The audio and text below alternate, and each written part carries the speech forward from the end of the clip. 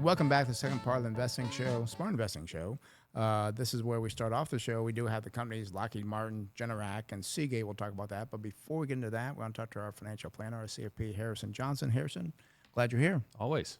We're talking about this new plan coming out. Mortgage-backed security purchases, lower mortgage rates. Makes sense, but let's explain it to people. So this is some news that came out recently.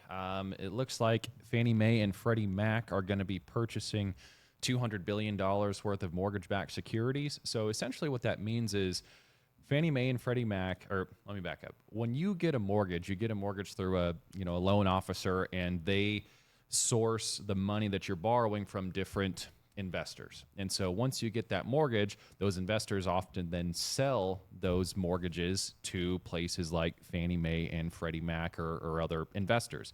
And so with Fannie Mae and Freddie Mac coming in and now buying $200 billion worth of mortgage-backed securities, that is going to add demand to that market. And so now with loan originators and investors selling to Fannie Mae and Freddie Mac, they can sell them so they don't need to charge essentially as high of a mortgage rate up front. So this is something that's going to bring mortgage rates down essentially directly. And today with the news coming out, we saw that mortgage rates, 30-year mortgage rates got down below 6 without any point. So essentially par value got down below 6 for the first time in about 3 years or so. Yeah, and this is definitely good news. And it does make sense because you buy those loans, the demand is there. The supply is not like, because it's the other side, which I was concerned about. And it's like, well, that's been wiped out now, because I thought, well, no, the short-term rates are not going to bring down mortgage rates, but that's not happening. This is something different. They're now working with a long-term rate by buying those loans. And that's the distinction, because what the Fed does, adjusting interest rates, generally has more of an impact on short-term loans. And so, the Fed has been cutting rates, and people are saying, well, when is that going to trickle into 30-year mortgages? Because they've been coming down, but not really that much. This is something that the direct result is to try and bring those 30-year mortgages down. And I want to know, too, I don't know if either one of you know, I mean, $200 billion is a lot of money, but I think the mortgage market is a multi-trillion-dollar market. It's huge. This is something similar that was happening during COVID. So during COVID, the Fed was buying mortgage-backed securities to a much larger extent, but that was one of the reasons why mortgage rates were so low at that time. Not only had the Fed reduced rates, so borrowing rates were low for most loans, but also the Fed was buying mortgage-backed securities. At that time, they were buying a lot more than $200 billion. It was like $500, $600, $700 billion worth. But this again is something that we should start seeing some lower mortgage rates. I just ChatGPT'd it. I thought you would. It looks like it's about $9.2 to $9.4 trillion is the mortgage-backed securities market. So I guess the question is the $200 billion going to be enough to move it longer term or just short term, I wonder? I mean, net, it's still obviously, I think, going to be positive. And they didn't release, I don't think, how quick they were going to do that $200 billion either. Right, you're right. That's something, too, because if they go and buy a lot quickly, it could bring prices down, but then once they're done buying, those prices could then, or the interest rates could, go up slightly. So I'm not sure on the schedule that they're going to be buying it. And do you have the number as well of how much the Fed purchased during COVID? I saw a number today that was like close to $600 billion. Okay. Wow. So, I mean, that is something, too, because when you look at, obviously, the Fed did multiple things during COVID, and we had to slow down the economy, so people were rushing to buy, the safe trade, to buy fixed income. So that really helped the market. But, I mean, the low, it looks like, for the mortgage rate. Do you remember what it was?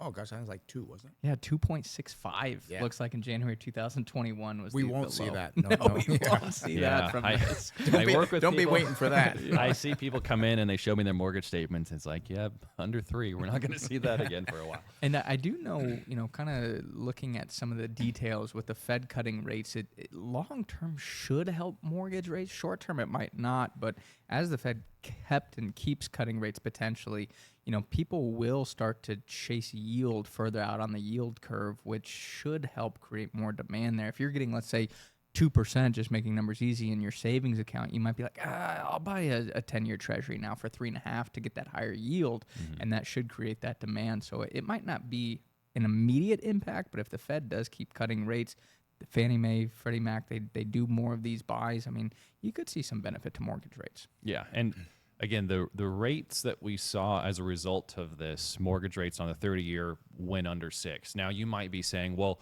I talked to somebody and they got a 30-year mortgage recently in the fives. The reason they were able to do that is because they were paying points to buy down that rate. Either they themselves were doing it, or maybe they were seller financed. So the seller was essentially buying that. So what this is saying is, without any cost or buying that rate down, the par value of 30-year mortgages is dipped under 6%.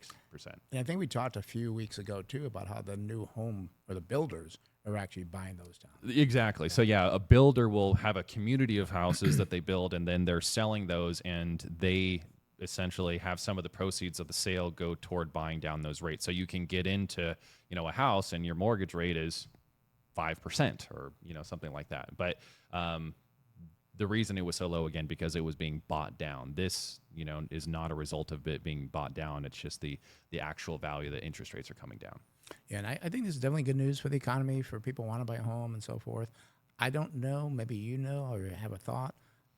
This could increase the prices of homes again, which puts them back out on the street. I think it could. I think the people that benefit the most out of this are people who bought or refinanced homes within the last 3 years, because this is going to give you an opportunity to refinance that. If you had a mortgage before that and you're locked in at 2, this doesn't matter.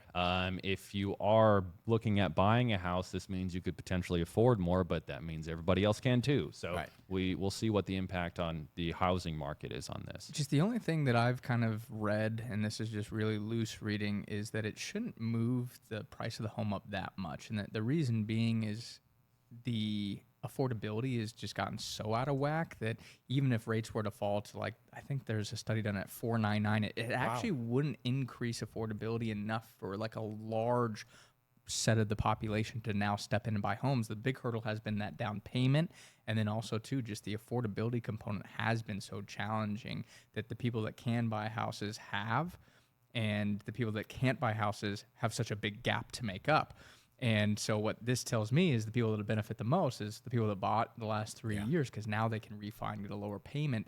But what that then does is it doesn't necessarily push demand higher for homes, so home prices shouldn't accelerate too much. So we're not going to expect a big rush to home sales going dramatically through the roof. I don't think so. I think right now there is a little bit larger supply of homes on the market, so some of those could have been purchased up. But yeah, you're right, Chase. With people refinancing, that's not a real estate transaction. So it's mainly just people refinancing or, cashing out for refinances or whatever they're doing. I don't think it decreases home prices, but I don't don't look think for so a either. 5 to 10% increase in your home price Right. either. Right. Yeah. So, well, here's some good information. Thanks for being with us and sharing that. And if you want to have a conversation with Harrison, give him a call at the office, 858-224-0004. Again, that's 858-224-0004. Or go to the website, smartinvesting2000.com.